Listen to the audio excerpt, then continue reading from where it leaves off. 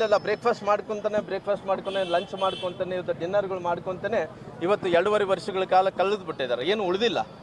ಇವತ್ತು ರೈತರೆಲ್ಲರೂ ಕೂಡ ನೋವನ್ನು ಪಡೀತಾ ಇದ್ದಾರೆ. ಇವತ್ತು ಸರ್ಕಾರ ಯಾವುದಕ್ಕೋಸ್ಕರವಾಗಿ ಬಂದಿದೆಪ್ಪ, ಸುಳ್ಳು ಹೇಳ್ಕೊಂಡು ಸರ್ಕಾರ ಅಧಿಕಾರಕ್ಕೆ ಬಂದಿದೆ.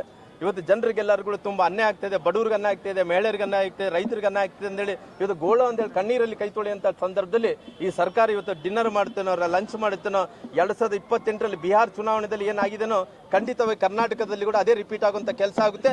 ಮುಂಬರುವಂಥ ದಿನಗಳಲ್ಲಿ 28ರಲ್ಲಿ ಇವತ್ತು ಬಿಹಾರಕ್ಕಿಂತ ದೊಡ್ಡ ಮಟ್ಟದಲ್ಲಿ ಇವತ್ತು ಭಾರತೀಯ ಜನತಾ ಪಾರ್ಟಿ ಗೆಲ್ಲುವಂಥ ಕೆಲಸ ಆಗುತ್ತೆ. ಕಾಂಗ್ರೆಸ್ ಅನ್ನು ಡೆಪಾಸಿಟ್ ಇಲ್ಲದಂಥ ಕೆಲಸ ಮಾಡುತ್ತೆ. ಬ್ರೇಕ್ಫಾಸ್ಟ್ ಮೀಟಿಂಗ್ ಮಾಡ್ತಾರೋ, ಲಂಚ್ ಮಾಡ್ತಾರೋ, ಡಿನ್ನರ್ ಮಾಡ್ತಾರೋ, ಏನು ಮಾಡ್ತಾರೋ ಮಾಡಿಕೊಳ್ಳಿ. ನಮಗೆ ಇವತ್ತು ಏನಾಗಿದೆ, ಇವತ್ತು ಒಂದು ಕಡೆ ಅವರು ಮುಖ್ಯಮಂತ್ರಿಗಳು ಉಪಮುಖ್ಯಮಂತ್ರಿಗಳು ಸೇರಿಕೊಂಡು ನಮ್ಮ ಏನು ಕದನ ವಿರಾಮ ಅನ್ನೋಂಥ ಮಾತುಗಳನ್ನು ಅವರು ಮಾತಾಡುವಂಥ ಸಂದರ್ಭದಲ್ಲಿ ಏನು ಉಲ್ಲೇಖನ ಮಾಡಿದರು.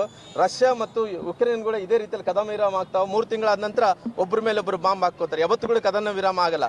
ಅದೇ ರೀತಿಯಲ್ಲಿ ಡಿ ಕೆ ಶಿವಕುಮಾರರು ಸಿದ್ದರಾಮಯ್ಯರ ಮೇಲೆ ಯಾವತ್ತು ಬಾಂಬ್ ಹಾಕ್ತಾರೋ ಗೊತ್ತಿಲ್ಲ. ಇವತ್ತು ಸಿದ್ದರಾಮಯ್ಯರು ಡಿ ಕೆ ಶಿವಕುಮಾರ್ ಮೇಲೆ ಯಾವತ್ತು ಬಾಂಬ್ ಹಾಕ್ತಾರೋ ಗೊತ್ತಿಲ್ಲ. ಇವತ್ತು ಇದ್ದಂಥ ಶಾಸಕರೆಲ್ಲರೂ ಕೂಡ ನಾನು ಮಂತ್ರಿಗಳಂದು ಹೋಗ್ತಾ ಇದ್ದಾರೆ. ಇವತ್ತು ಡಿಲ್ಲಿಯೆಲ್ಲ ಹೈಕಮಾಂಡ್ ಅಂಗಳದಲ್ಲಿ ಇವತ್ತು ಎಲ್ಲ ಕೂಡ ಅವರು ಏನು ನಿರ್ಧಾರಗಳು ಆಗಬೇಕು ಅಲ್ಲೆಲ್ಲ ಕೂಡ ಸೇರ್ಕೊಂಡಿದ್ದಾವ.